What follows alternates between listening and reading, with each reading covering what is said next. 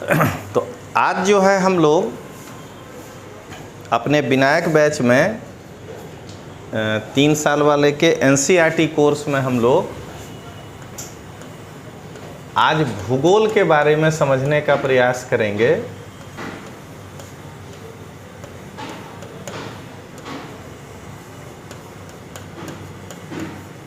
कि ये है क्या। सबसे पहले अगर आप यूपीएससी के सिलेबस को देखेंगे और जो अपने को पढ़ना है उसमें सबसे विश्वसनीय अगर एनसीईआरटी कोई है, ऐसे तो सब है, तो वो है भूगोल ही। मतलब कि जैसे इतिहास में 1000 लड़का तैयारी करता होगा तो हो सकता है कि 700 लोग 6 का एनसीईआरटी नहीं पढ़ता है, उसके कारण वो फेल हो जाता है, लेकिन वो नहीं पढ़ता है। लेकिन 700 लोग 6 का भूगोल जरूर पढ़ता है।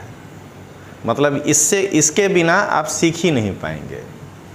तो सबसे पहले जो अपने शुरू करेंगे क्लास, तो 6ठे क्लास का सबसे पहले एनसीईआरटी पढ़ेंगे। 7वां 8वां पढ़ने का जो मोड होगा ये 3 पढ़ेंगे। इसके बाद 11वां का पढ़ेंगे, फिर 12वां का पढ़ेंगे, तब 9th और 10th में वापस लौटेंगे। तो ये अपना पढ़ने का मोड रहेगा। इसके अलावा वो आपको ये नया एनसीईआरटी तो लेना ही है, पुराना खरीदना नहीं है, वो हम मैनेज कर देंगे, आपको पीपीटी दे देंगे। ओल्ड एनसीईआरटी का केवल 6, 7 और 8 का वर्ल्ड ज्योग्राफी का जो पार्ट है वो देखेंगे। वो काफ़ी अच्छा लिखा हुआ है।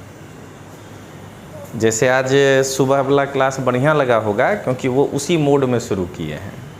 ठीक है, तो विश्व का भूगोल का जो पार्ट है 6, 7, 8, वो 3 पीडीएफ आपको जब हम विश्व का भूगोल में आएंगे, पहले ये पढ़ेंगे, ये ख़त्म होने के बाद इसको पढ़ेंगे।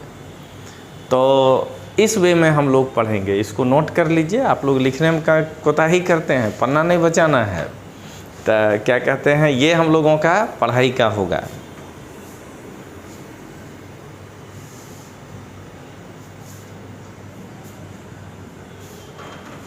अब देखिए, और एक हम लोग एटलस रखेंगे,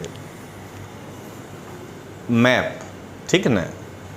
हालांकि अब तो इस बोर्ड पर क्या है कि पूरा मैप इसके अंदर ही सेट कर दिए हैं, लेकिन फिर भी आपके भी पास होगा तो आप देखिएगा।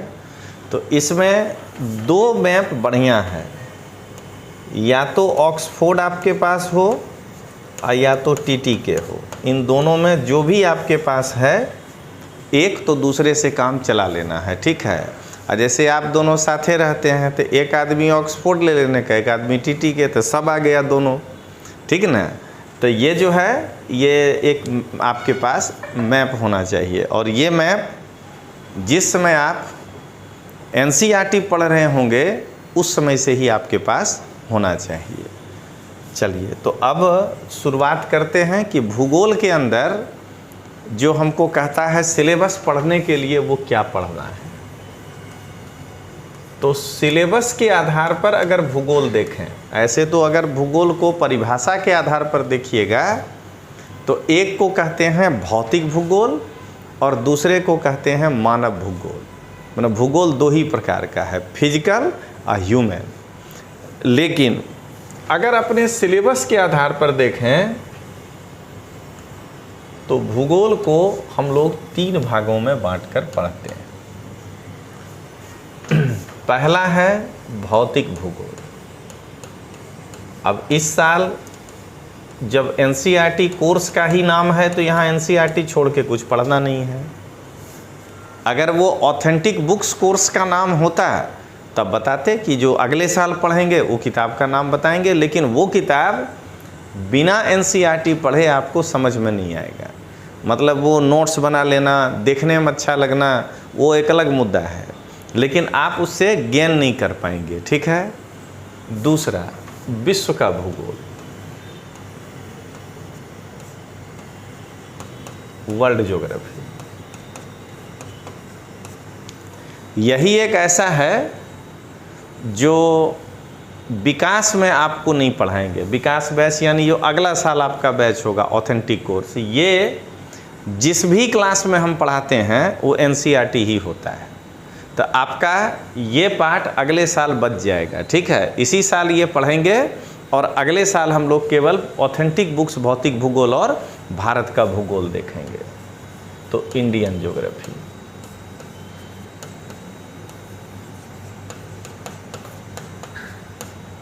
ये आपको देखना है भूगोल के सिलेबस में।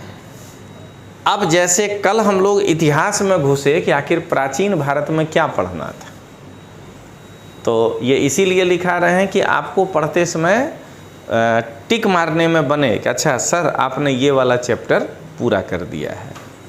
तो अब देखिए आपके साल के हिसाब से लिखने जा रहे हैं कि भौतिक भूगोल में क्या पढ़ना है।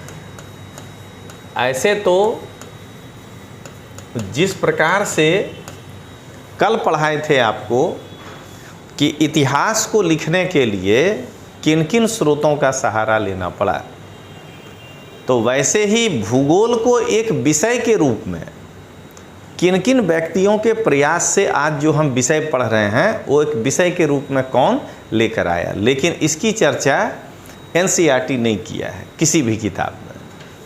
नहीं तो जैसे एरिस्टोस्थेनीज है, पाइथागोरस है, हिप्पोक्रेटस है, ठीक है ना, ये लोग जो है हेलियोडोरस है, अगर ये लोग कहीं भी घूम करके उसका अध्ययन करके लिखे। हेरोडोटस जो है वो इतिहास का भी पिता है और भूगोल में भी बताया है।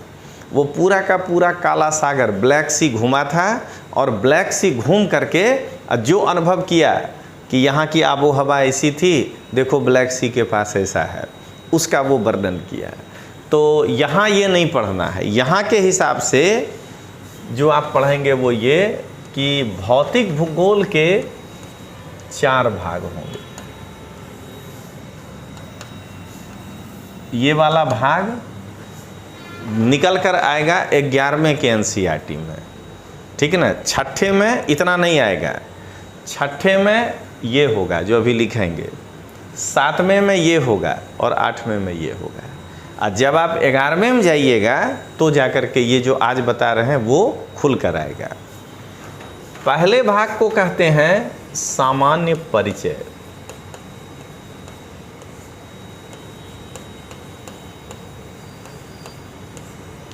General introduction. दूसरे भाग को कहते हैं स्थल मंडल। तीसरे भाग को कहते हैं वायुमंडल और चौथे भाग को कहते हैं जलमंडल। अब ध्यान रखिएगा कि यहाँ पर हम मतलब कि चूँकि ये क्लास YouTube पर जाएगा तो YouTube में लोग कुछ समझ सकता है कुछ और, इसलिए एक्सप्लेन करना पड़ रहा है। यहाँ पर आपको हम आईएएस का सिलेबस पहला साल नहीं पढ़ा रहे हैं। पहला साल भूगोल का समझ डेवलप हो रहा है, दूसरा साल हम सिलेबस पढ़ेंगे। तो यहाँ पर वही सिलेबस डील करेंगे जो एनसीईआरटी में लिखा होगा। तो हो सकता है कि अभी जो इसके नीचे हम डील करें वो हो सकता है कि कोई एक चैप्टर सिलेबस में से कम हो, एनसीईआरटी में नहीं लिखा हो, जो हम ऑथेंटिक बुक्स में पढ़ेंगे। तो उस चीज़ को यहाँ ध्यान रखना है। तो देखिए सामान्य परिचय के अंदर हमको सबसे पहला जो चैप्टर हम लोग पढ़ेंगे वो है अक्षांश और रेखांश, लैटिट्यूड और लॉन्गिट्यूड, अक्षांश और देशांतर। अभी पहले चैप्टर का नाम लिखते हैं और उसके बाद आपको इसमें से बताएंगे कि अक्षांश और देशांतर क्या है, कैसे हमको पढ़ना है। तो अक्षांश और देशांतर हमको पढ़ना है। दूसरा पढ़ना है अंतर्राष्ट्रीय तिथि रेखा, इंटरनेशनल डेट लाइन।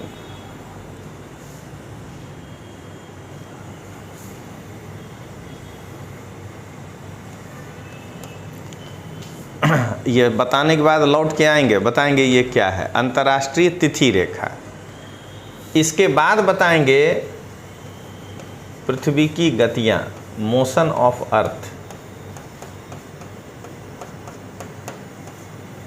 एकदम एनसीईआरटी के हिसाब से जाएंगे, मोशन ऑफ अर्थ। इसके बाद बताएंगे पृथ्वी की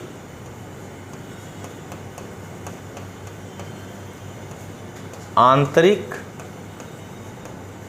संरचना, इंटरनल स्ट्रक्चर ऑफ अर्थ।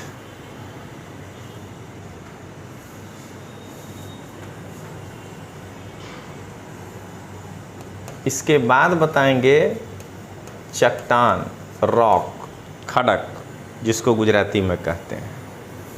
अगर बढ़िया से लिखना है तो खड़को बहुवचन, क्योंकि 3 प्रकार का खड़क होता है। तो खड़क, ज्वालामुखी,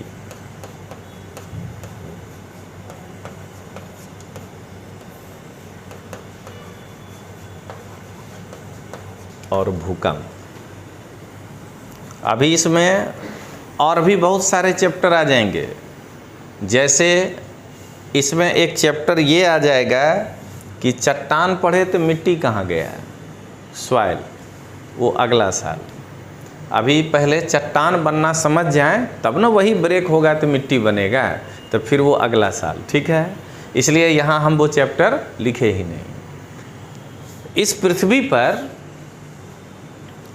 अगर हम ऊंचा चीज़ कुछ भी ऐसे एक जो है छड़ी को गाड़ें तो गिर जाता है, अगर उसको ठीक से नहीं मजबूती से बांधें तो इतना ऊंचा हिमालय कैसे खड़ा है, वो काहे गिर जा रहा है, वो नहीं लिखे हैं, अगला साल पढ़ाएंगे। इसको कहते हैं थ्योरी ऑफ आइसोस्टेसी, भूस्थैतिकी सिद्धांत। इस पृथ्वी पर सब कुछ स्थिर रूप से क्यों है, वो गिर क्यों नहीं जा रहा है, तो वो जो है हम अगले साल, क्योंकि उसका चर्चा एनसीईआरटी नहीं किया है। क्या कहते हैं पृथ्वी बना कैसे, इस पर तो चर्चा ही नहीं की है। हाँ, एक और छूट गया है, वो खाली यहाँ लिख लीजिएगा, सौरमंडल।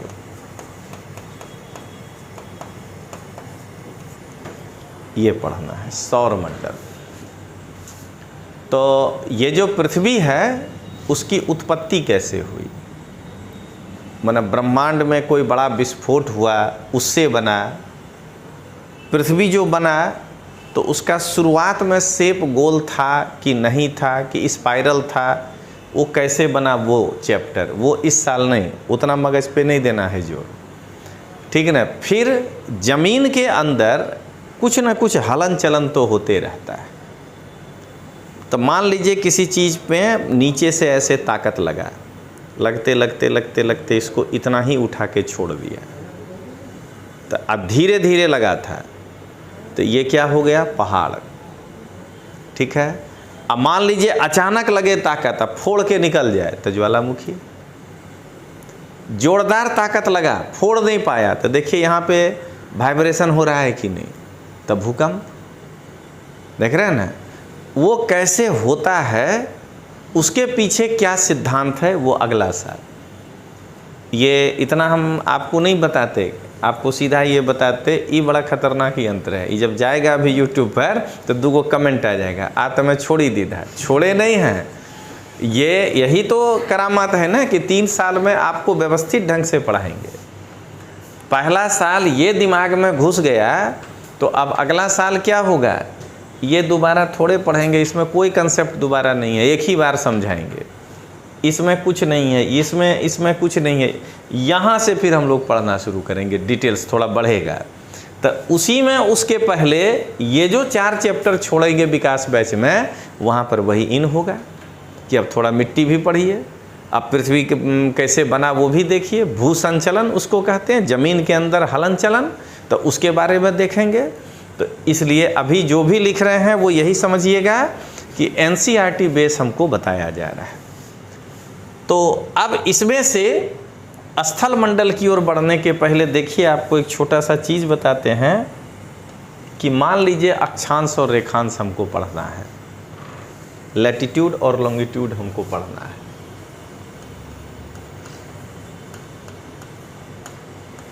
सबसे पहले देखिएगा कि आज जो आपको बताने जा रहे हैं कि कहाँ से बेसिक आपको समझना है। ये जो है पृथ्वी बनाने के बाद आप भी आज तक यही करते होंगे कि आप अक्षांश ऐसे खींच देते होंगे, ठीक है, किधर से खींचे, उधर से, लेकिन हम आपको अक्षांश इधर से ही खींचेंगे, राइट टू लेफ्ट। तो इसका मतलब कि या तो आप गलत हैं या हम हैं, दो में से एक ही गलत हो सकता है। तो हम तो हो ही नहीं सकते हैं, मेरा तो पूरा बिजनेस इस पे आधारित है। अगर हम गलत हो गए तो ख़त्म हो गया मामला। तो इसका मतलब क्या हुआ कि गलत आप हैं। अक्षांश हमेशा पूरब से पश्चिम खींचा जाता है। अब खींचने के बाद तो कोई प्रॉब्लम नहीं, खींचा गया, लेकिन खींचते वक्त अगर आप किसी को देख रहे हैं, देखिए कंसेप्ट बता रहे हैं, तो उससे आप एक बार पूछिए कि तुमने किस कारण से पश्चिम से पूरब खींचा, या तुम अगर हम ही अगर इधर से ही खींचे तो आप सर बताइए तो कि इधर से क्यों खींचे, ठीक है। तो पश्चिम से पूरब खींचना अभी आपको दिखा देते हैं कि कितना प्रॉब्लम है, खींच ही नहीं पाएंगे। क्या पृथ्वी ऐसे स्थिर है क्या? इसका मतलब आपको मालूम ही नहीं है कि पृथ्वी घूमती किससे है। अगर आप ये गलत कर गए तो पृथ्वी स्थिर हो तो जिधर से खींचना है खींच लीजिए, लेकिन जब पृथ्वी पश्चिम से पूरब घूमती है तो गेंद को आप ऐसे घुमा के ऐसे चाहेंगे लाइन खींचना, गेंद भी घूम रहा है तो जिंदगी में खिंचाएगा। यहाँ पे कलम रखिए, गेंद को ऐसे घुमाने का प्रयास करिए, देखिए अपने आप लाइन खींचा जाएगा। तो चूंकि पृथ्वी पश्चिम से पूरब घूमती है, इसलिए अक्षांश पूरब से पश्चिम खिंचाएगा। गेंद ऐसे घुमा दीजिए, ऐसे खींचने का प्रयास करिए, जिंदगी में नहीं खिंचाएगा। जब गेंद ऐसे घूमेगा तो ऐसे खिंचाएगा। तो हमारी पृथ्वी ऐसे नहीं घूम रही है, ऐसे घूम रही है, इसलिए हमारा अक्षांश ऐसे खिंचाएगा, ठीक है। तो अब कल जैसा इतिहास जैसा ही मज़ा आने लगा कि नहीं, भूगोल भी मज़ेदार है। अभी खाली तोमर सर को दूसरा टीचर भेज देते हैं, देखिए आपको कितना भारी लगने लगता है, क्योंकि पहले समझाना आना चाहिए बच्चा को। चलिए, पहला हो गया। दूसरा, अब किसी से ये पूछिए, आज तो थोड़ा जल्दी में बता दे रहे हैं क्योंकि आज डेमो है, ये दोबारा पढ़ाएंगे कि भाई इसको 23.5 डिग्री ही क्यों कहते हैं। हाँ, माना इसका नाम आप रख दिए। एक मिनट जरा सा इसको नए सिरे से बना देते हैं। आप अगर ये खींचे हैं तो इसको 23.5 डिग्री ही क्यों कहते हैं। हम इसको अगर नाम दिए हैं कर्कवृत्त तो ठीक है, अगर इसका नाम दिए हैं मकर वृत्त तो ठीक है, लेकिन ये जब 23.5 और 24 और 25 बोलने लगेंगे तब तो फिर कुछ तो गप है, ठीक है। तो आज समझने के लिए इसको 90 क्यों कहते हैं, जरा एक बार सोच के देखिए। इसको 90 इसलिए कहते हैं कि यहाँ से जब आप ऐसे लंब डालिएगा तो ये 90 डिग्री का कोण बनाएगा, ठीक है। तो ये भी 90 का कोण बनाएगा।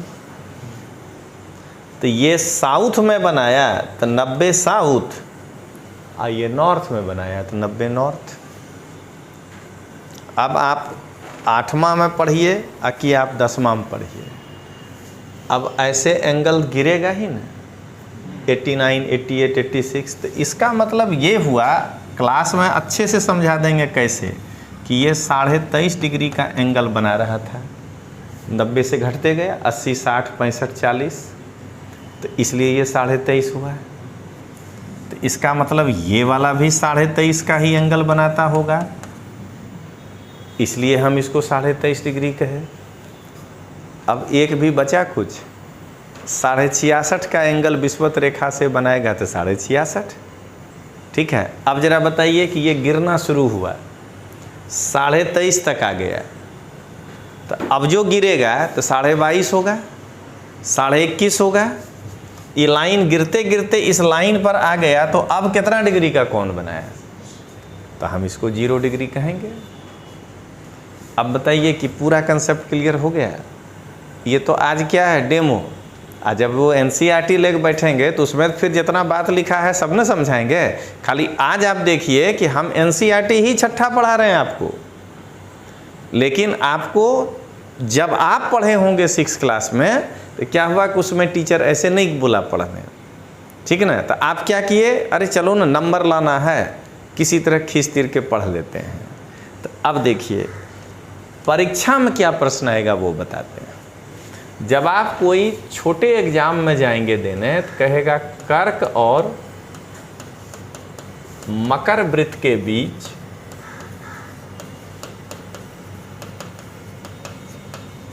कोणीय अंतर कितना है, एंगुलर डिफरेंस कितना है, ठीक ना। तो अगर आपको वो वाला कंसेप्ट मालूम है तो आप क्या करेंगे, अपने रफ पेपर पर एक छोटा सा ऐसे सर्कल बना देंगे, अपने रफ पेपर पर एक 0 डिग्री बनाएंगे और यहाँ पर इसको 23.5 लिखेंगे, ऐसे में लिख देंगे 23.5। अपने रफ पेपर पर नीचे 23.5 बनाएंगे और इसको यहाँ से मिला देंगे 23.5।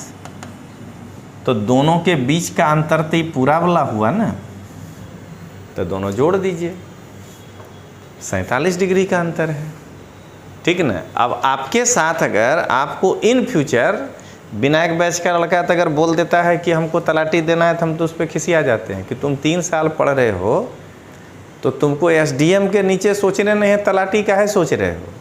लेकिन अगर वो देने चला गया तो ज़रा बताइए कि उसका इस वाले टाइप का कोई उत्तर अब गलत होगा।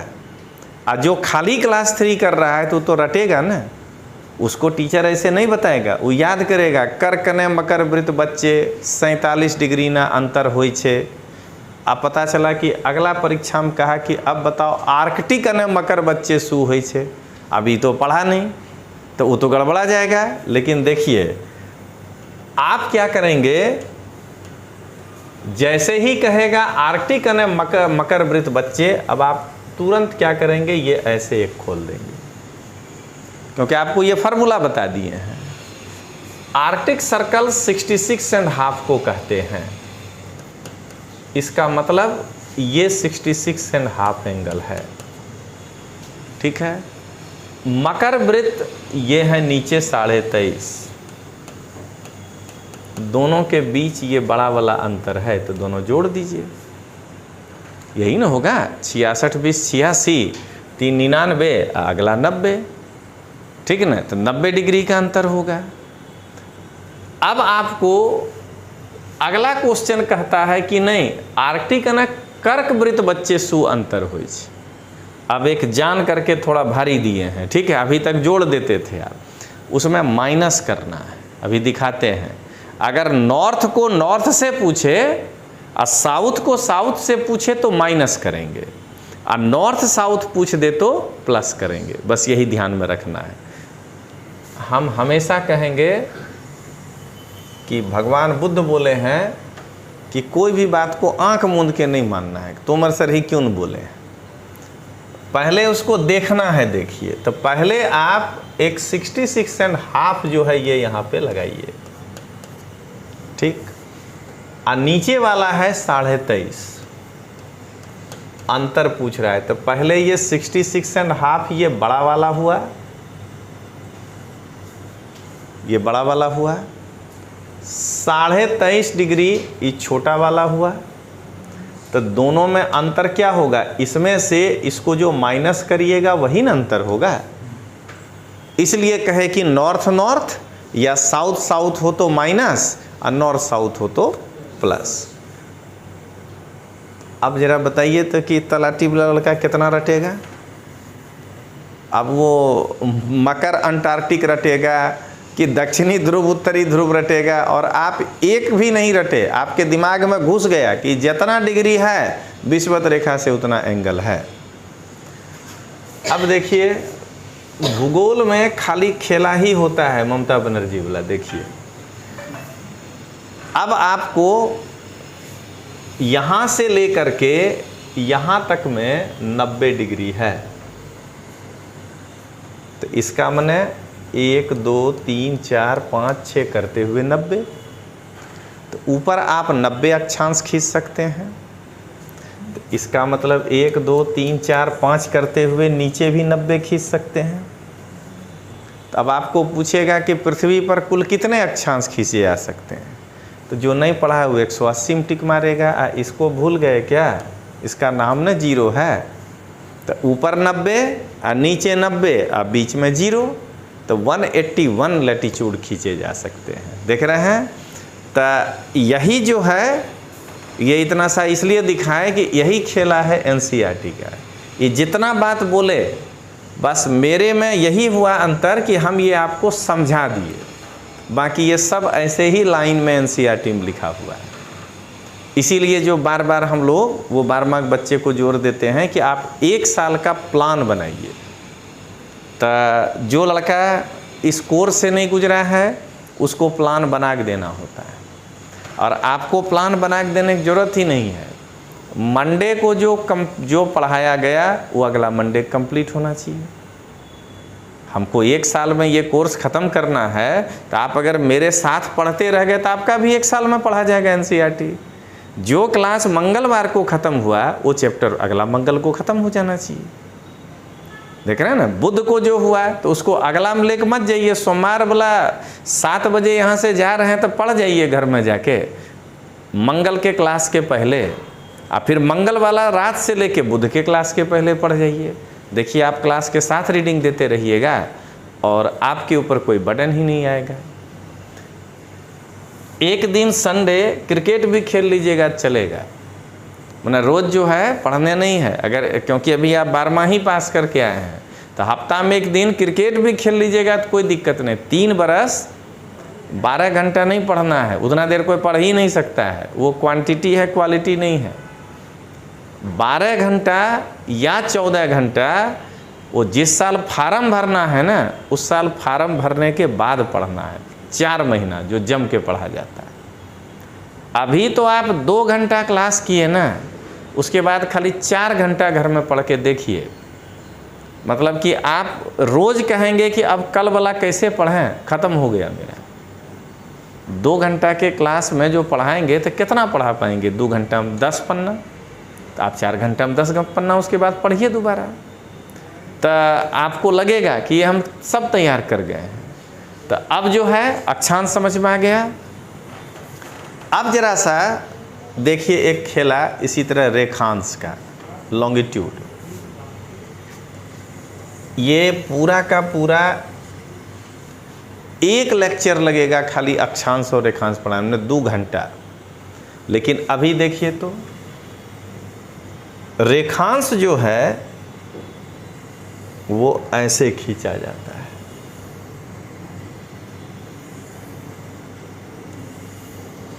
आप एनसीईआरटी में भी देखिएगा ऐसे ही खींचा जाता है, ठीक ना। ये नॉर्थ पोल है, ये साउथ पोल है। क्यों खींचा जाता है तो ये देखिए, यही है नॉर्थ पोल साउथ पोल। रेखांश यहाँ तक खींचा जाता है। अगर आप जैसे ये सर्कल बनता है, अगर इसको भी पूरा सर्कल बना देंगे ना तो मामला बिगड़ जाएगा। क्योंकि रेखांश दिन बतलाने के लिए होता है, घंटा, कि इस लाइन के सामने सूरज है यानी 12 बज गया, ठीक है। तो इसका माने इधर 12 से ज़्यादा बज गया, जो बजे 1 2 3 4, इधर 12 से कम बजा है क्योंकि सूरज को सामने आने में समय लगेगा, इसीलिए हम रेखांश खींचते हैं। अब ये बताइए, अगर गोल घेर दीजिएगा तो इधर तो रातें न होगा, सूरज तो इधर ही रोशनी देगा। तो इसलिए रेखांश अर्धवर्तुलाकार होता है, आधा वृत्त, अक्षांश पूर्ण वर्तुलाकार होता है। इसीलिए हम बार बार कहते हैं वृत्त, कर्क वृत्त, मकर वृत्त, क्योंकि वो पूरा एक सर्कल बना देता है। लेकिन हम कभी नहीं कहते हैं कि इंडिया 82.5 डिग्री ईस्ट पर है तो 82.5 डिग्री वृत्त, वृत्त नहीं होगा, तब तो फिर इधर रात हो जाएगा, आधा ही होगा। ठीक, अब जरा देखिए तो इतना बड़ा गेंद है और विषुवत रेखा एक वृत्त है, इसका मतलब ये है, ये पूरा घूमा है। तो इसको अगर ऐसे खींच के लंबा करिएगा तो उसकी लंबाई, इसको खींच कर लंबा करिएगा तो ये छोटा होगा ना, लंबा दिमाग में करके देखिए, तभी तो ये अंतिम वाला बिंदु हो जाता है। तो क्या निकला कंसेप्ट कि विषुवत रेखा से जैसे जैसे ध्रुवों की ओर बढ़िएगा अक्षांश की लंबाई घटती जाती है, क्योंकि यहाँ ये इतना बड़ा पेटी में घूमा था। गेंद होने के कारण जैसे जैसे आगे बढ़ेंगे इसका ये छोटा होते जाएगा। तो यानी सबसे बड़ा अक्षांश कौन हुआ? विषुवत रेखा 0 डिग्री, और सबसे छोटा कौन हुआ? 90 डिग्री, क्योंकि बिंदु है। लेकिन इसमें नहीं होगा ऐसा खेला, हर एक बराबर होगा। सबको नॉर्थ से चलना है, साउथ पे ख़त्म हो जाना है, नॉर्थ से चलना है, साउथ पे ख़त्म हो जाना है। देख रहे हैं? तो अर्धवर्तुलाकार भी होगा, सबकी लंबाई बराबर होगी और सभी रेखांश लॉन्गिट्यूड एक ही बिंदु पे जाके मिल भी जाएगा 90 डिग्री पे। चाहे इसको ले जाइए तो, चाहे इसको ले जाइए तो, चाहे इसको ले जाइए, सब के सब जो है 90 डिग्री पे जाके मिल जाएंगे।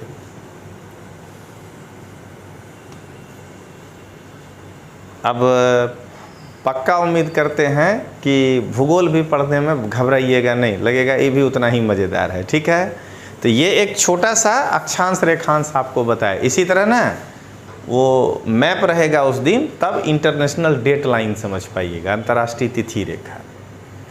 डेट लाइन इसलिए ज़रूरी है कि ये लाइन जो है ना, कोई तो ऐसा लाइन खींचना पड़ेगा जिसके इधर कहें सोमवार तो इधर हो मंगलवार, वही है इंटरनेशनल डेट लाइन। बस ऐसे समझना है कि जो लाइन खींच दिए तब मंगल कौन होगा? पूरब, क्योंकि सूरज पहले पूरब में उगेगा।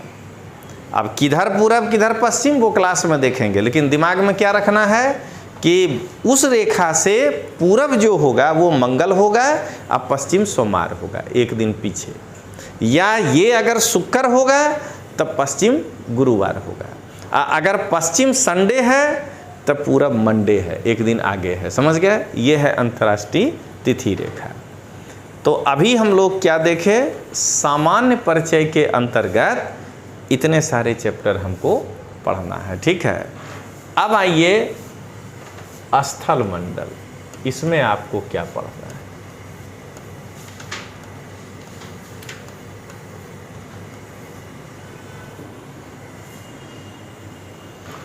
देखिए, उसके पहले एक छोटा सा चीज़ दिखाते हैं ज्वालामुखी में ही। वो जागृत ज्वालामुखी, सुषुप्त ज्वालामुखी, ये सब पढ़ लेता है। देखिए, ज्वालामुखी हम तो हमेशा आम आदमी की तरह समझाते हैं, परिभाषा में पढ़ना ही नहीं। जिसके मुंह से ज्वाला निकले वो है ज्वालामुखी। तो कोई आदमी बहुत झगड़ाहा हो, रोज़ जो है गाली गलम ही करता हो, तो उसका भी मुंह ज्वालामुखी है।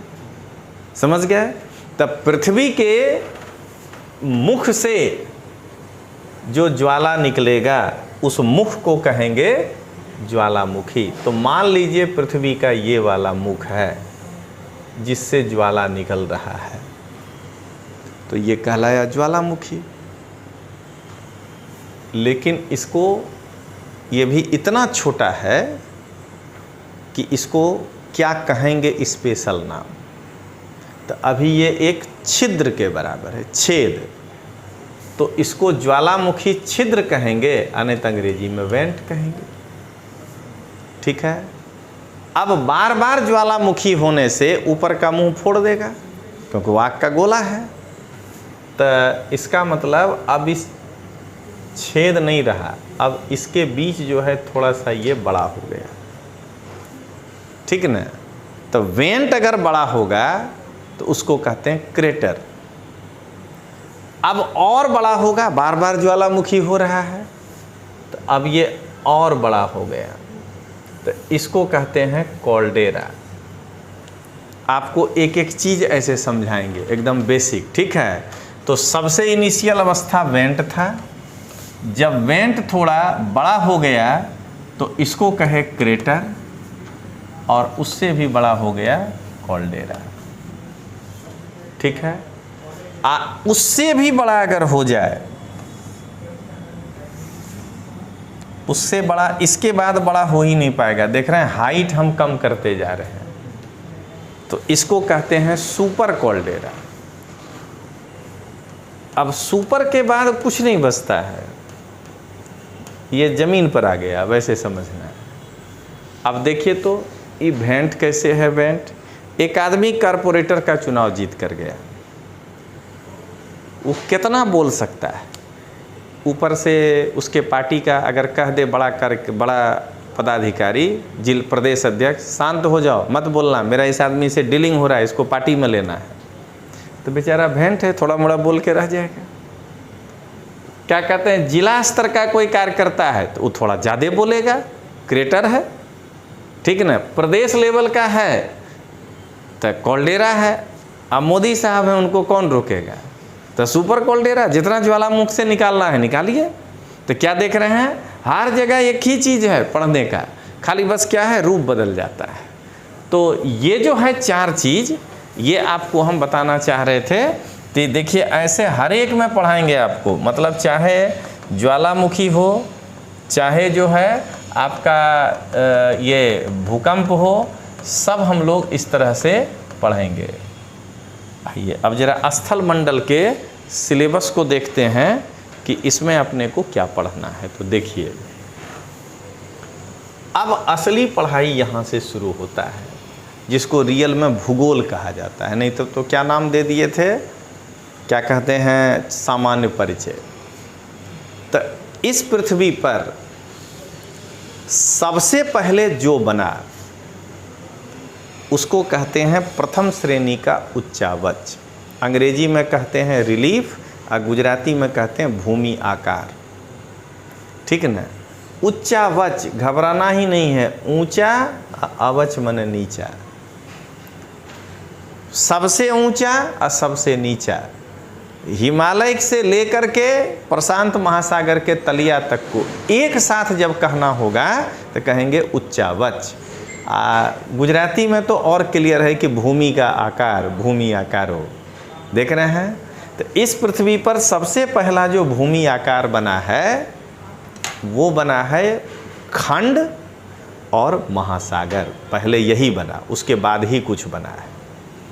तो अगर आपसे कोई पूछे कि नीचे ऊपर ध्यान दें, पहला महाद्वीप, देखिए ऐसे दे दे, देखिए आइए इसका सवाल कैसे आएगा। नीचे पर ध्यान दें, पहला महाद्वीप, दूसरा महासागर, तीसरा पर्वत, ठीक ना। प्रथम श्रेणी का उच्चावच इसमें से किसको कहा जा सकता है, उपरोक्त में से किसे? और अब देगा आंसर ए केवल 1, बी 1 2, सी 2 3, डी 1 2 3। तो जब हम कहे कि सबसे पहले यही 2 बना है, अभी हम आगे नहीं बताए हैं, तो पर्वत के पीछे क्यों ध्यान देना है, यानी कि आंसर हो जाएगा 1 और 2, देख रहे हैं। तो अभी इसीलिए कहे कि विनायक में प्रश्न कैसे आएगा ये सोचना ही नहीं है, विनायक में पहले कंसेप्ट पढ़ना है कि करना क्या है। परसों जब आपका क्लास पूरा करके हम ऑफिस में बैठे थे तो मेरा एक बहुत पुराना विद्यार्थी आया, उसका इस बार प्रीलिम्स नहीं हुआ, हालांकि 3 लोगों का अपने क्लास से हुआ भी है, तो उसका नहीं हुआ। सुनिएगा क्या बोला, सर 100 पेपर हम सॉल्व किए थे लेकिन नहीं हुआ। मतलब पेपर सॉल्व करने से यूपीएससी नहीं होगा, डेप्थ होगा ना। तो अभी तो हम बना के दिए थे प्रश्न, अगर हम आपको कंटेंट पहले ही बता दिए कि भाई पृथ्वी पर फर्स्ट श्रेणी का उच्चावच भूमि आकार महाद्वीप और महासागर है, तो आप तो दिए तो थे प्रश्न, आपको कहाँ भारी लगा। और आप थ्योरी पढ़े ही नहीं है, क्लास 3 का लड़का उसी में परेशान होता है और लेना शुरू करता है क्या, गाइडो। उसमें भी अब तो गाइडो भी नहीं चाहिए, अभ्यास माटे प्रश्नों 100 का पेपर सेट मिल जाए ना 8, उससे बढ़िया कुछ नहीं है। तो ये जो है ध्यान रखना है। तो ये हुआ प्रथम।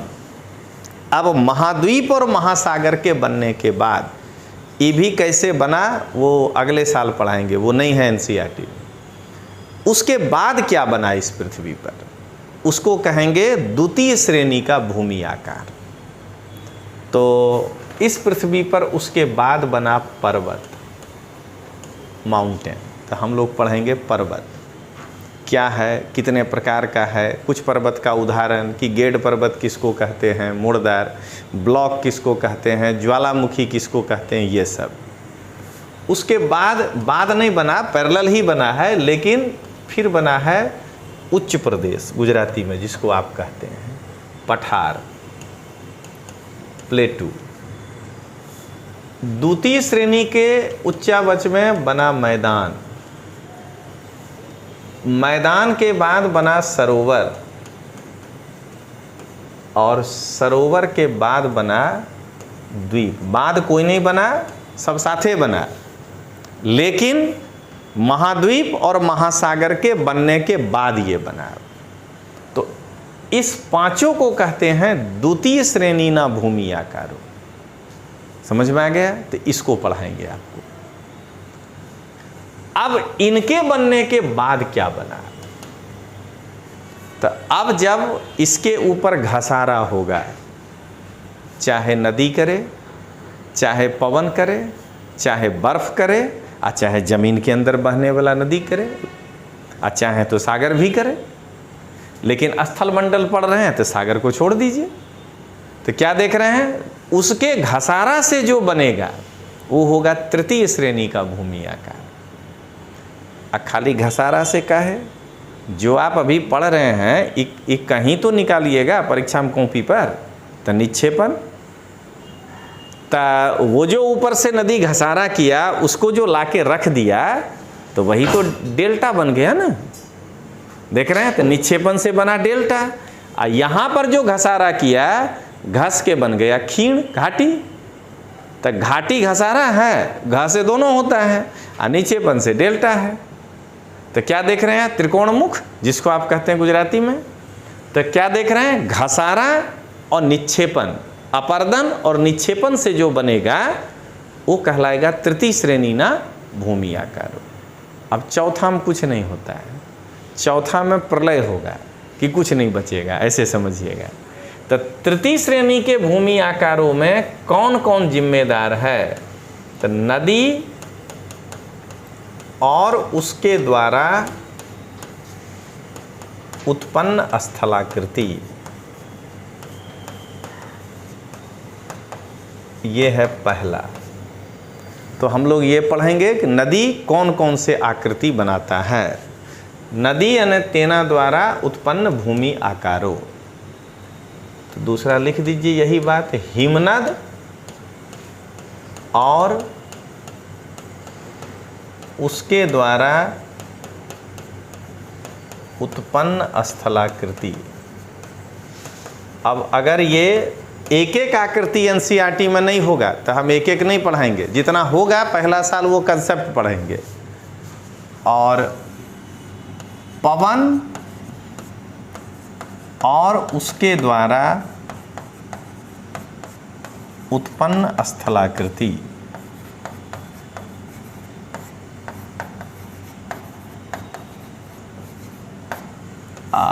भूमिगत जल और उसके द्वारा उत्पन्न स्थलाकृति। ये पूरा चैप्टर है आपका स्थल मंडल का, ठीक है। और यहाँ जो है ये ये आपके एनसीईआरटी में नहीं होगा, ये थोड़ा भारी है, समझ गए। आपके एनसीईआरटी में ये होगा, छठा क्लास में इतना ही पढ़ना है, सातवां में वायुमंडल है, आठवां में जलमंडल है, ये पूरा के लिए फिर 11वां में है। तो हम चूँकि एनसीईआरटी में कहीं तो है इसलिए हमको लिखना पड़ा, लेकिन क्लास 6 के एनसीईआरटी में आप यहीं से लौट जाएंगे। तो 6 में है सामान्य परिचय प्लस स्थल मंडल, ठीक है। 7th में है वायुमंडल, 8 में है जलमंडल। तो चलिए इतना आप पढ़ लिए। अब पुराना वाला जो एनसीईआरटी था, जो अभी कह रहे हैं 6, 7, 8 इसके बाद पढ़ाएंगे, वो इससे भी अच्छा था। मतलब वो था नाम उसका देश और उसके निवासी। तो छठा में सामान्य परिचय और स्थल मंडल के बाद उसमें था दक्षिण अमेरिका, एक कॉन्टिनेंट भी पढ़ना था। 7वां में जाते ना तो वायुमंडल के बाद था उत्तर अमेरिका, यूरोप, ठीक ना, ऑस्ट्रेलिया, इधर था दक्षिण अमेरिका, अंटार्कटिका, ये सब पढ़वा दिया। 8वां में था वायुमंडल और भारत का भूगोल। तो बच्चा जो है पूरा ज्योग्राफी 8वां तक थोड़े थोड़े था, लेकिन उसके दिमाग में एक आ जाता था। इसमें विश्व का भूगोल जो है वो नहीं है, उसी के लिए हम लोग बाद में वो पुराना वाला बुक पढ़ेंगे। अब देखें हम लोग वायुमंडल के अंदर क्या पढ़ना है।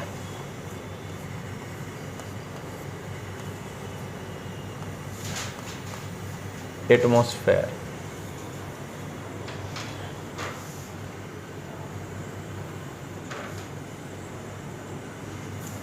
सबसे पहले जानना है कि वायुमंडल का गुजराती में कहते हैं बंधारण, ठीक ना, कंपोजिशन अंग्रेजी में।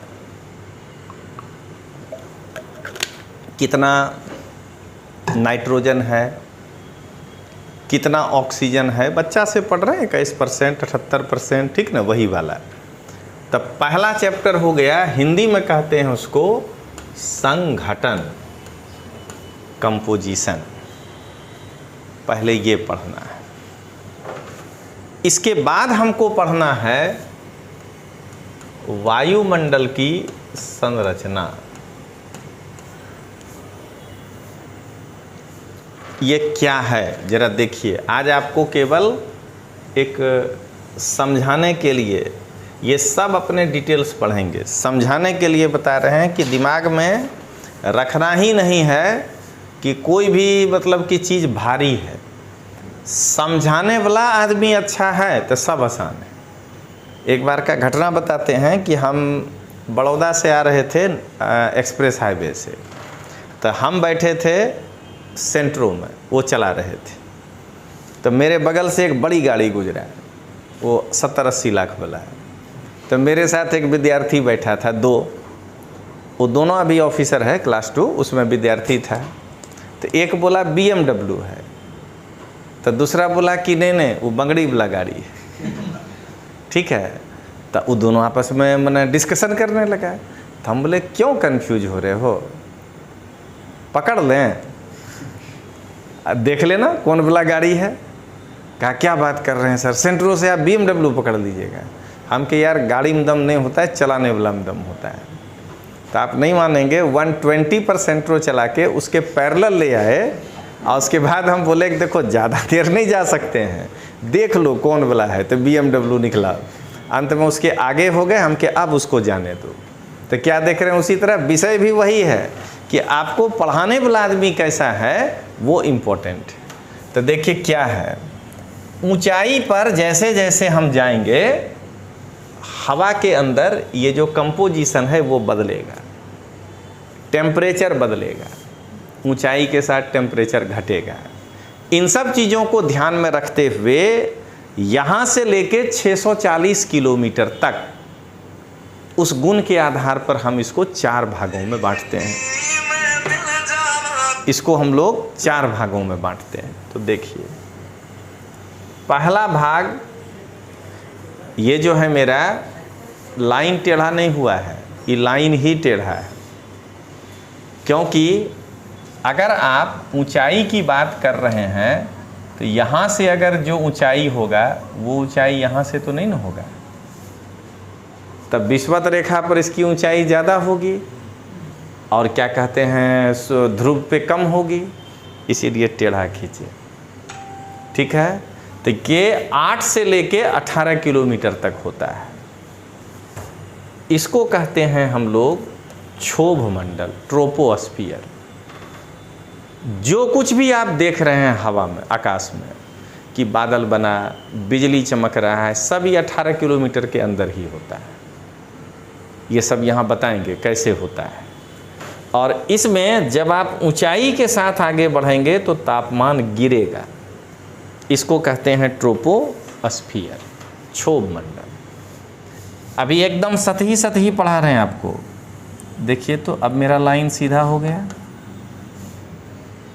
एक बार जब आप यहाँ फ्लैट कर दिए तो अब तो सीधे न जाएगा उसके ऊपर। तो यहाँ से 50 किलोमीटर नहीं, इसके बीच यहाँ से तो 68 किलोमीटर। इसको कहते हैं हम लोग स्ट्रेटोस्फियर। ये है ट्रोपो और ये है स्ट्रेटो, समताप मंडल। यानी ऊंचाई के साथ तापमान में कोई फर्क नहीं होगा, समताप। इसमें ऊंचाई के साथ घटेगा। अब इसी में 15 किलोमीटर मोटा, यानी 20 से लेके 35 किलोमीटर के ऊंचाई पर इसके अंदर ओजोन गैस पाया जाता है। इसको कहते हैं हम लोग ओजोनोस्फीयर।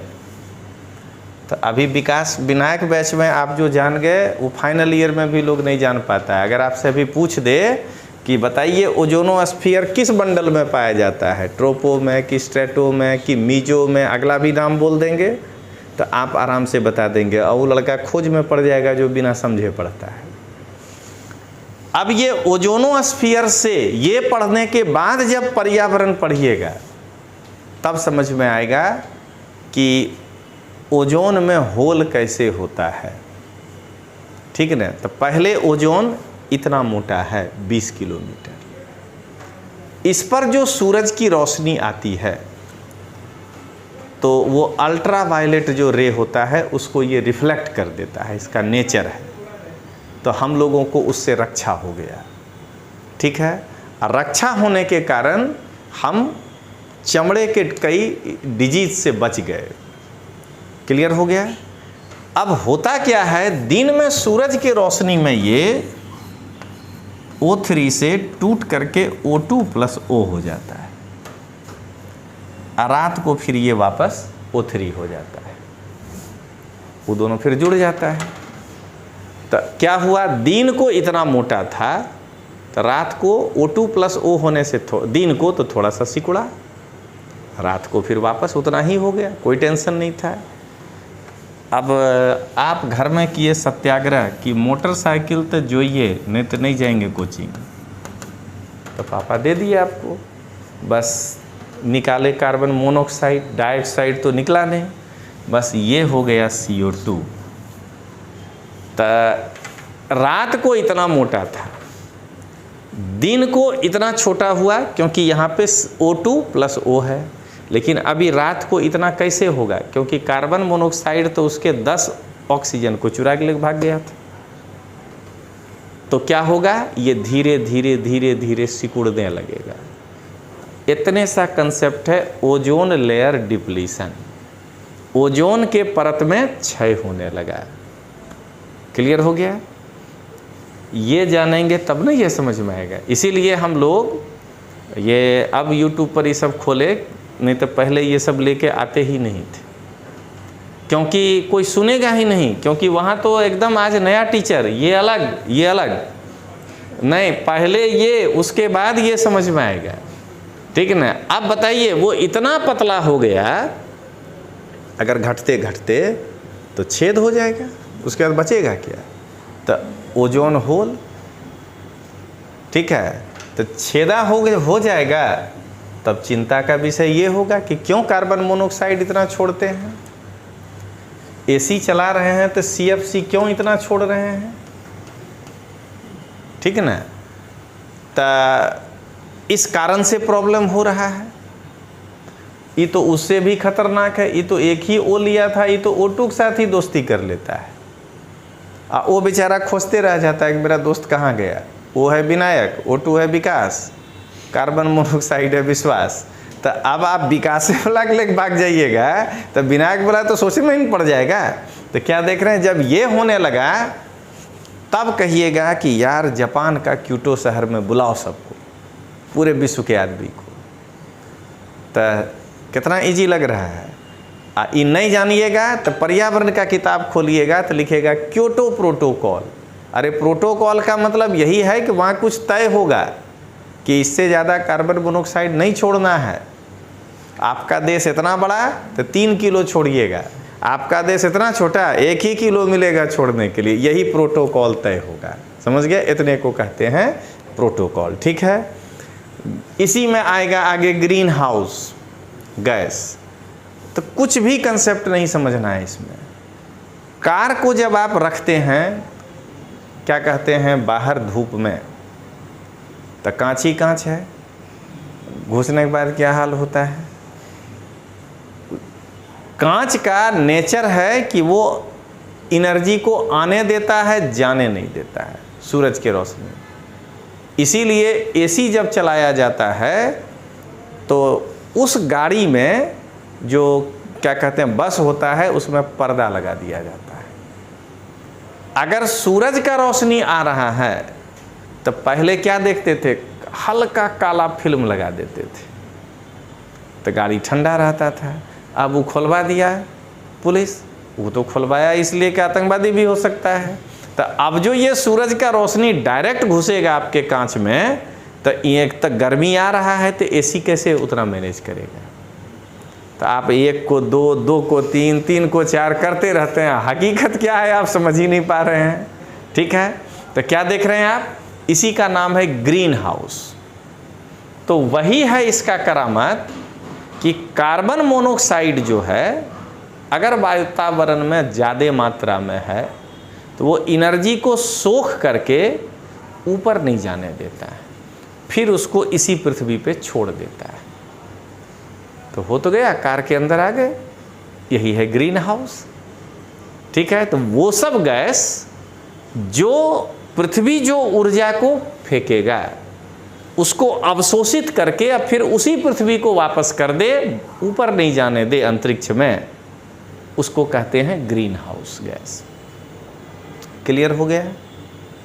अब बताइए, आपके शहर के ऊपर अगर उस प्रकार का गैस मंडरा रहा है, ठीक है ना, क्योंकि आप इतना ज़्यादा कार्बन मोनो, यही सब है ग्रीन हाउस छोड़े हुए हैं कि आपके ऊपर खाली यही है। ऊपर से ठंडा लगने के लिए एसी बस चला दिए, ये ठंडा थोड़े कर रहा है, इस गर्मी को बाहर कर रहा है, इतने समझना है, इसलिए ये ठंडा हो रहा है। अब जरा बताइए कि ये जितना मकान है इसका जो गर्मी बाहर गया ऊपर मंडरा रहा है शत्रु उसका कार्बन मोनोऑक्साइड, तो जरा बताइए कि आप कार के अंदर बैठे कि नहीं अब अहमदाबाद में। ठीक है, ऊपर से कंक्रीट का दीवार, ये जितना गर्मी लिया ना तुरंत छोड़ दिया, वातावरण में गर्म ही गर्म है। ऊपर से डामर का रोड, वो जितना गर्मी लिया तुरंत छोड़ दिया। देख रहे हैं, ऊपर से फुटपाथ भी पक्का, कसू माटी नहीं जोइए। तो जब सब खाली गर्मी ही छोड़ रहा है, ऊपर से वो कवर बन के बैठा हुआ है, तो जरा ये बताइए कि इस शहर में, अगर हमारा शहर इतना बड़ा है तो इसमें रहने वाला आदमी एक हीट आइलैंड में रहने लगा कि नहीं। इतना ही कंसेप्ट है हीट आइलैंड का। इसीलिए जब आप Sardar Patel outer ring road के बाहर जाएंगे तो हल्का लगेगा, ठंडा हवा हमको टच कर गया, क्योंकि आप हीट आइलैंड से बाहर निकल गए। ठीक ना। तो क्या देख रहे हैं, तीसरा साल ही सब पढ़ाएंगे, पहला साल नहीं पढ़ाएंगे। पहला साल पहले ये समझना है, ये समझ में आएगा तब आप उस चीज़ को, और यही बिना समझे जो लड़का वो तीसरे साल का काम पहले साल में करने लगता है, वही कहेगा कि 5 बार मेंस लिखे थे, इंटरव्यू 1 बार नहीं आया। गुणवत्ता ही नहीं आएगा ना, वो लिखेगा कहाँ से। और वही लड़का हाउ टू राइट करके 500 क्या कहते हैं मेंस का पेपर लिख लेगा 20 कोचिंग का, लेकिन उसको उसका लाभ नहीं मिलेगा। ये कभी मिलना ही नहीं है। इसके ऊपर है मीजोस्फेयर और सब कुछ, लेकिन आज क्या है कि नहीं तो फिर कोर्स ही नहीं समझा पाएंगे कि पूरा क्या पढ़ना है। तो इसलिए आपको यहाँ से निकाल के बाहर ले जा रहे हैं। तो चलिए संरचना पढ़ लिए। अब संरचना पढ़ने के बाद हमको पढ़ना है कि ये वातावरण, अगर हम जो है इतना कार मोटर नहीं चलाते, पहले हमारे परदादा नहीं चलाते थे, तब भी गर्म होता था, गर्मी होता था। वो किस कारण से होता है? तो सूरज से जो रोशनी आती है वो हमको जितना तपाता है, सूर्यातप, गुजराती में कहते हैं सूर्याघात, इंसोलेशन। सूरज जितना आघात करता है इस पृथ्वी पर, जितना वहाँ से गर्मी आता है, उसको कहते हैं सूर्याघात। क्लियर हो गया? तो ये पढ़ेंगे। अब सूर्याघात कैसे कैसे प्रभावित होगा? तो सूरज जो है कभी उत्तरायण होता है, कभी दक्षिणायन होता है। अब उत्तरायण का 21 जून लास्ट था, अब सूरज दक्षिणायन हो रहा है, इसलिए 21 तारीख को सबसे लंबा दिन हुआ था। वो पृथ्वी की गति में पढ़ाएंगे, ठीक है। तो जब उत्तरायण होगा तो उत्तर में आग बरसेगा, यानी गर्मी का मौसम, और दक्षिण में नहीं बरसेगा, ठंडा का मौसम। तो सूर्यातप प्रभावित होगा इन कारणों से। तो पढ़ेंगे सूर्याघात है क्या और वो किससे किससे प्रभावित होता है। अब ये जो सूर्यातप है, इसके कारण वायु दाब उत्पन्न होता है। इसी में वायु का तापमान वगैरह सब हो गया। वायु दबान, एटमॉस्फेरिक प्रेशर। जहाँ गर्मी ज़्यादा होगा, टेम्परेचर, जहाँ गर्मी ज़्यादा होगा वहाँ पर प्रेशर ज़्यादा हो ही नहीं सकता, समझिएगा। जहाँ गर्मी ज़्यादा है, ठीक ना, 0 डिग्री पे, वहाँ हवा गर्म होके ऊपर उठ जाएगा। ये केवल दबान नहीं है। अगर केवल दबान होता तब तो ठीक था। यहाँ तो क्या है, हवा गर्म होके ऊपर उठ जाएगा। वायु दबान, मेरे माथा पर वायु कितना दाब डाल रहा है, तो गर्म हवा ऊपर ही उठेगा, तो यहाँ पर प्रेशर 0 हो जाएगा, ठीक है। जहाँ हवा गर्म नहीं होगा, ठंडा होगा, वो नीचे उतर आ जाएगा, तो मेरे माथा पर ज़्यादा भार लगाएगा, वहाँ दबान ज़्यादा होगा, ठीक है। अब वो पढ़ेंगे, उसके कई कारण हैं, और हम लोग आपको पढ़ाएंगे कि 0 से लेकर के 5 के बीच जो होता है, ये होता है लो प्रेशर जोन, निम्न वायु दबान क्षेत्र, क्योंकि गर्मी सबसे ज़्यादा होता है। 30 से 35 के बीच में होता है उच्च वायु दबान क्षेत्र। कारण ये देखिए, यहाँ जो लो हुआ तो ये पवन ऐसे करके यहाँ उतरेगा, हवा गर्म होगा, फिर ठंडा हो जाएगा, ठंडा होकर उतरेगा। तो देखिए ये उच्च दबान है ना, तो ये मान के चलना है उच्च क्यों कहे, इधर भी लो है और इधर भी लो है। कैसे होगा वो आपको पढ़ाते समय बताएंगे। लो वाला हवा ऊपर उठा और ऊपर उठ करके ये मेरे ही माथा पर 2-2 बार गिर रहा है, तो यहाँ उच्च दबान होगा कि नहीं होगा? तो इसीलिए यहाँ पे उच्च दबान होगा। तो यहाँ फिर लो होगा, नहीं तो यहाँ उच्च नहीं होता, अब फिर यहाँ हाई होगा। तो निम्न दबान, उच्च दबान, निम्न दबान, उच्च दबान कैसे बनता है वो बताएंगे, ठीक ना। ये पढ़ना है हमको इस चैप्टर के अंदर। अब वायु के दबान के कारण ही पवनें चलती हैं। पवन और हवा में, वायु में अंतर है।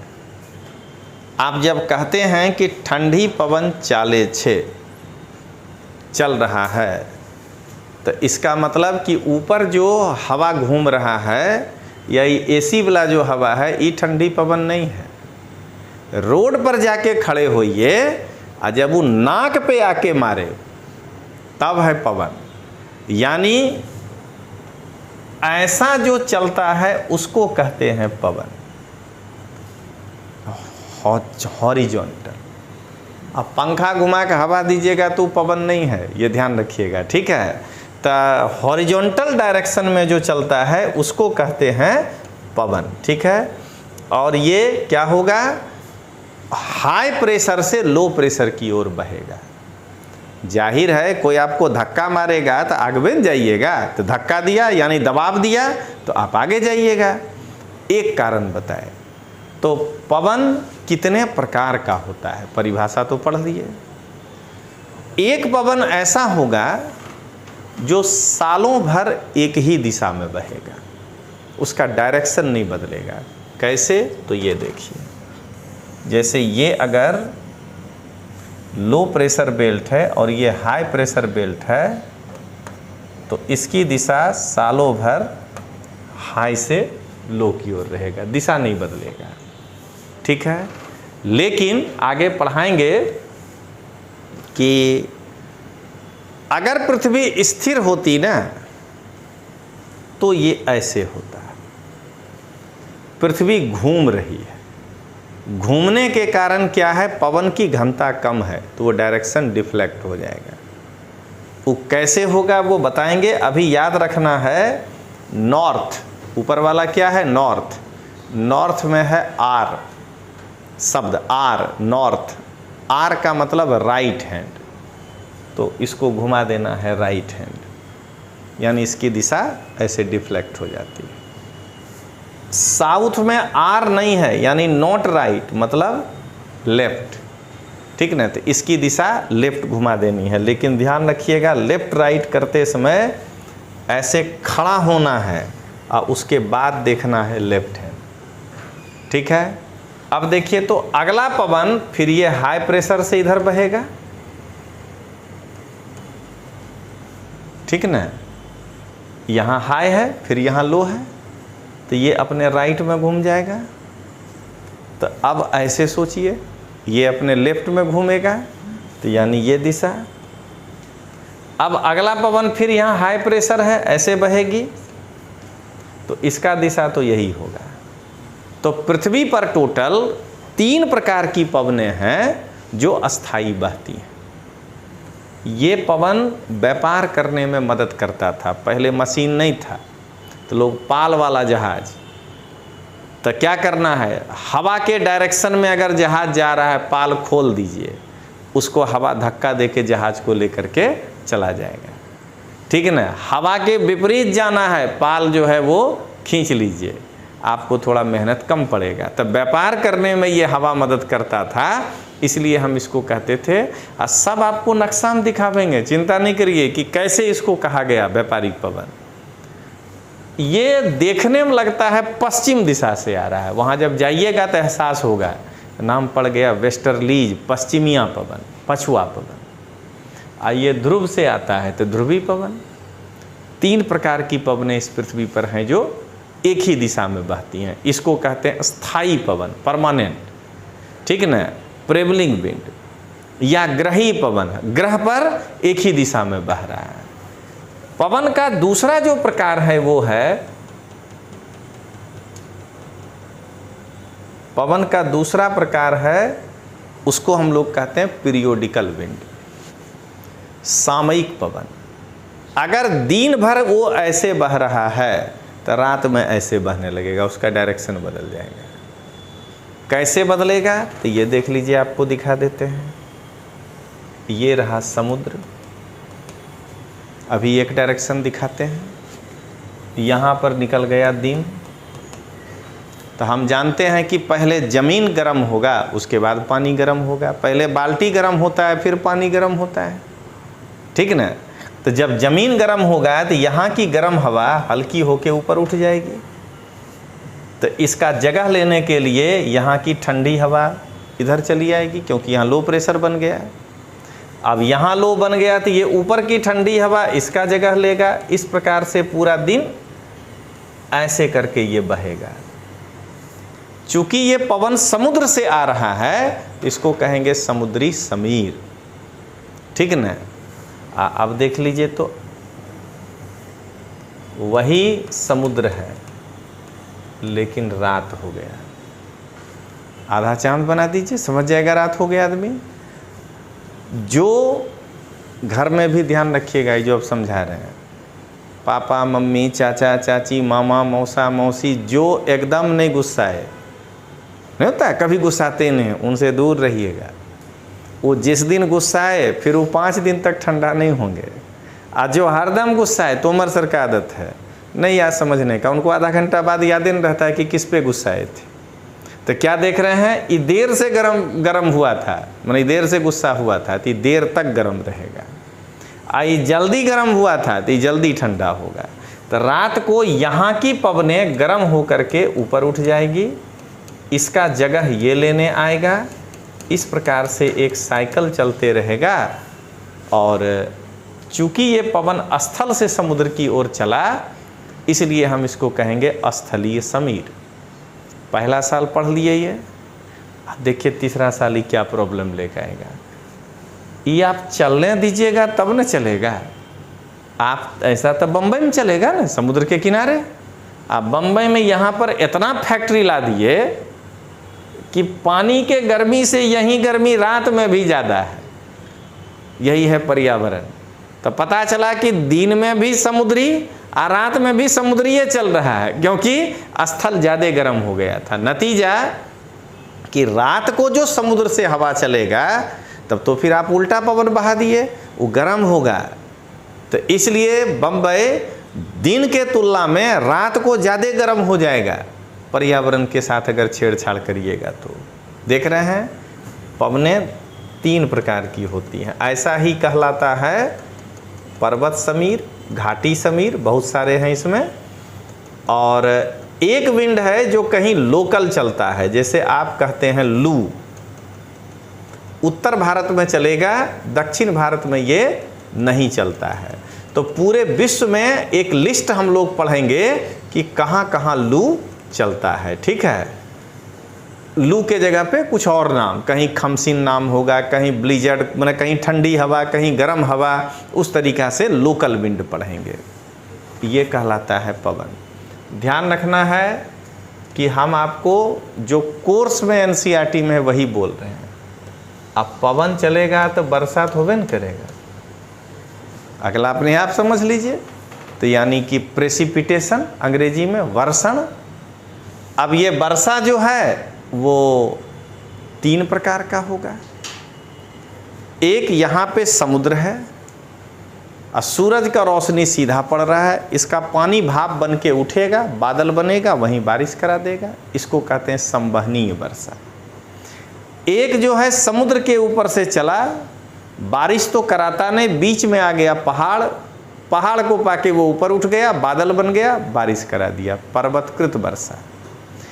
एक हुआ कि आपके शहर में ठंडा गर्म हवा 2 विपरीत दिशा से आया, ठंडा वाला पानी है और चक्कर खाने लगा, मिलने के कारण चक्रवात, चक्कर खा के ऊपर उठ गया, अब बारिश करा दिया, तो उसको कहते हैं चक्रवातीय पवन। तो उससे कहेंगे चक्रवातीय वर्षा। ये जो है आपको इसके अंदर पढ़ना है।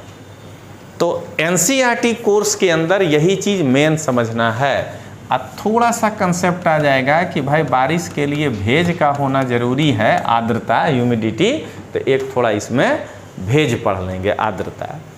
इतना ही कहानी है आपका वायुमंडल का।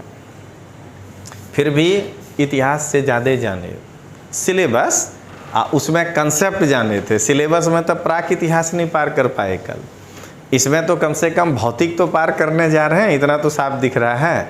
तो क्या देख रहे हैं, भूगोल भी उतना ही इंटरेस्टिंग है। और एक लाइन ध्यान रखिएगा, इतिहास का टीचर या इतिहास का जानकार व्यक्ति अगर कहता है कि हमको भूगोल नहीं आता है, तो या तो झूठ बोल रहा है या वो इतिहास नहीं जानता है। अभी दिखा देंगे मैप निकाल के। और भूगोल का टीचर अगर कहता है कि इतिहास नहीं आता है, क्षमा कर दीजिए, नहीं आता होगा। समझ गए? मतलब हिस्ट्री मजबूत होने के लिए ज्योग्राफी का मजबूत होना जरूरी है, ऑटोमेटिक। तब आपके दिमाग में आएगा कि इतना ताकतवर राजा रसियाम होता था रूस में पहले भी, जार लेनिन, तो वो पूरा विश्व वो क्यों नहीं जीता जो एगो छोटा सा इंग्लैंड जीत लिया। देख रहे हैं ना, क्योंकि उसको भूगोल नहीं साथ दे रहा था। वो अभी दिखा देंगे वही एक नक्शा बना के, तब आपको आइडिया लग जाएगा कि भूगोल कितना ज़रूरी है। आप भूगोल नहीं पता तो इंटरनेशनल रिलेशन भी नहीं पता, फिर आप झूठे हाथ पैर मार रहे हैं। तो क्या कहते हैं वो अभी देखेंगे। अब इसके बाद अपने को पढ़ना है जलमंडल। पहला क्या होगा, प्रमुख सागरों का परिचय। हम लोग जितने प्रकार का महासागर है, महासागरों का परिचय, हिंद महासागर, प्रशांत महासागर, उन सब के बारे में देखेंगे। एनसीईआरटी बेस्ट समझा रहे हैं। इसके बाद देखेंगे सागर के द्वारा उत्पन्न स्थलाकृति।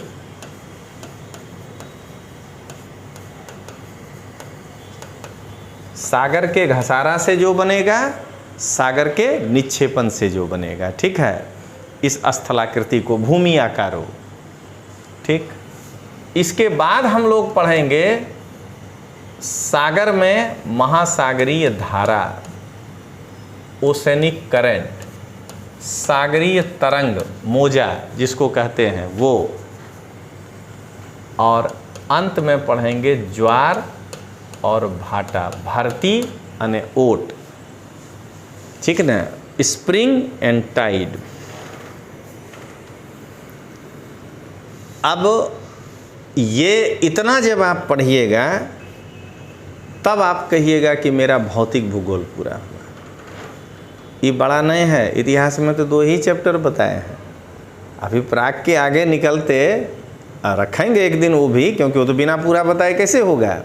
तो अभी अगर हम उसमें भी गुप्तोत्तर काल तक पहुँचेंगे तब न प्राचीन, जैसे भौतिक, अब फिर मध्यकालीन तो जैसे विश्व का भूगोल, अर्वाचीन आधुनिक तो कहेंगे भारत का भूगोल।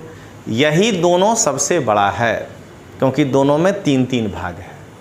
ये जहाँ ख़त्म हुआ, संविधान बड़ा नहीं है, 395 आर्टिकल को तो समझना है, छोटा है उसके सामने। अरे आर्टिकल कितना होता है, आधा पन्ना होगा और क्या होगा। भारत अर्थात इंडिया राज्यों का संघ होगा, एक आर्टिकल हो गया, तो कितना पढ़ना है उसमें, ज़्यादा से ज़्यादा 100 पन्ना 200 पन्ना, उससे ज़्यादा नहीं है। ऑथेंटिक की बात की है, आपके वाला साल में तो होगा भी नहीं इतना। अगर आप भूगोल की बात करिएगा ऑथेंटिक में, तब 500 पन्ना तो खाली भौतिक भूगोल हो जाएगा, जितना बोले आप एक बार सोच के देखिए। तो इसलिए ये 2 को पढ़ने में टाइम लगता है, और जैसे ही ये ख़त्म हो, इतिहास और भूगोल पैरेलल पढ़ना चाहिए। क्योंकि क्या बताए, भूगोल नहीं मालूम तो इतिहास नहीं मालूम।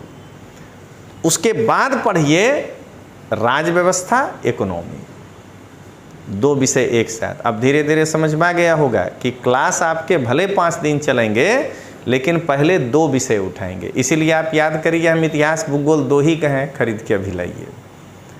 वो जब ख़त्म करेंगे 2 महीना लगेगा, 2-2 महीना तब ना 10 महीना, तब लेकर के आएंगे इकोनॉमिक्स और पॉलिटी। वो जब ख़त्म करेंगे तब लेके आएंगे साइंस, ठीक है ना। साइंस में फिजिक्स, केमिस्ट्री, बायोलॉजी, फिर वो अपने आप में टाइम ले लेगा, क्योंकि वो भी बड़ा हुआ। और तब जाकर के आपको कहेंगे कि अब हम लोग जो है साथ में आप पढ़ ही रहे हैं गणित, एक दिन इंग्लिश, एक दिन गुजराती। तो ये आपका था भौतिक भूगोल का। अब जरा आपको ये दिखा दें कि एक बार कि कैसे भूगोल जो है वो इतिहास को मदद करता है। देखिए आपको एक छोटा सा चीज़ दिखाते हैं।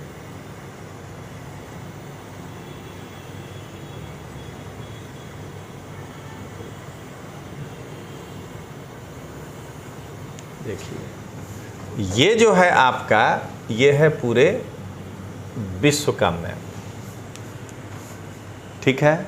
कैसे भूगोल इतिहास को मैनेज करता है ये देखिए। इस इंडिया, इंडोनेशिया, ठीक ना, ऑस्ट्रेलिया, दक्षिण अफ्रीका, अमेरिका, इन सब पे कब्जा करने वाला है यूके।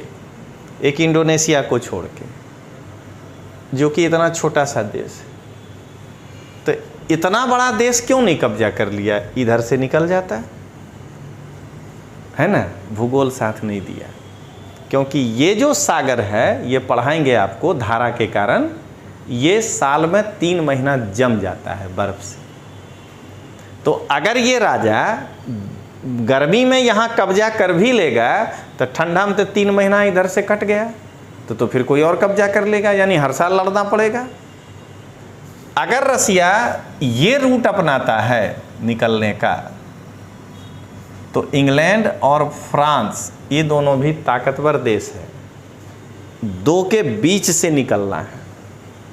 क्या आपको बम पिस्तौल लेकर निकलने देगा, गेहूं चावल लेकर निकलने देगा? ठीक है।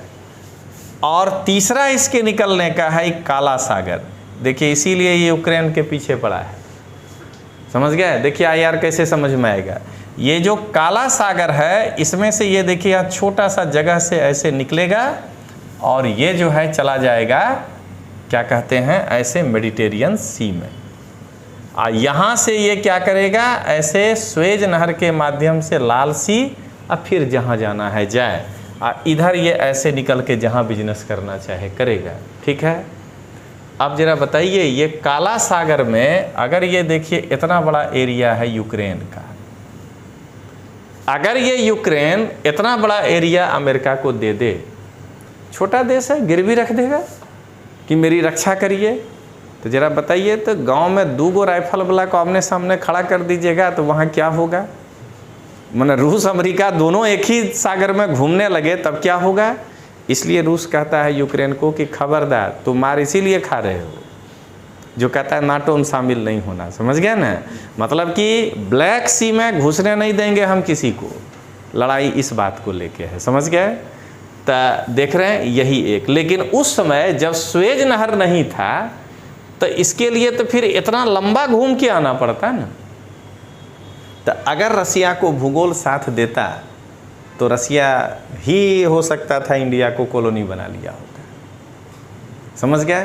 तो इसलिए भूगोल पढ़ना जरूरी है। आप देखिए, जब हम बिन जोड़ान आंदोलन लेकर आए भारत, नेहरू जी, तो भारत, इजिप्ट, यहाँ जो ये देश देख रहे हैं बुल्गारिया, ये सब, उसमें ये कहलाता था यूगोस्लाविया। ये 3 मिलके बनाए। क्यों बनाए, तो देखिए इजिप्ट जो है स्वेज नहर के कारण विश्व के चौराहे पे खड़ा है, हर देश का जहाज यहाँ से गुजरेगा। तो अगर उसके साथ मैनेज करना हो, वार्तालाप करना हो, भारत की बात नहीं सुन रहा हो, झगड़ा थोड़े करना है, तो इजिप्ट जाएगा दूत बन के। और अगर कहीं रसिया को हम नहीं समझा पाए तो यूगोस्लाविया समझाएगा, ब्लैक सी में वो भी है। रूस को उसका ज़रूरत महसूस होगा, रूस को इधर अमेरिका को भी लगा करे। यूगोस्लाविया ऐसे तो रसिया के फेवर में था, विचारधारा उसका कम्युनिस्ट था, तो अमेरिका को लगा कि ये इसको तोड़ दो, बुल्गारिया में तोड़ दो, रोमानिया में तोड़ दो, कमज़ोर हो जाएगा, तब तो मेरे पास आएगा। इसलिए यूगोस्लाविया में अपना जो कूटनीति का प्रयोग करके लोगों को लड़ाया, कहा टूट जाओ। इसी से समझना है अपने को, नहीं टूटना है। तो ये जो है इतिहास, भूगोल इतिहास को तय करता है। तो अब ये आप समझ गए होंगे कि बिना भूगोल के कुछ भी नहीं होगा। ठीक ना। तो चलिए आज भूगोल का एक टॉपिक देखें, फिर अब कल स्टार्टिंग है। एक बार में 2 घंटा अगर आपको पढ़ा दिए तो आप पस्त हो जाएंगे। ठीक है ना। अभी इतना लेकर के घर जाइए, और एनसीईआरटी इतिहास और भूगोल ये 2 का पूरा जो आपको बताए एक बार में ले लीजिएगा। ये आपको आता है तो कर दीजिए तो।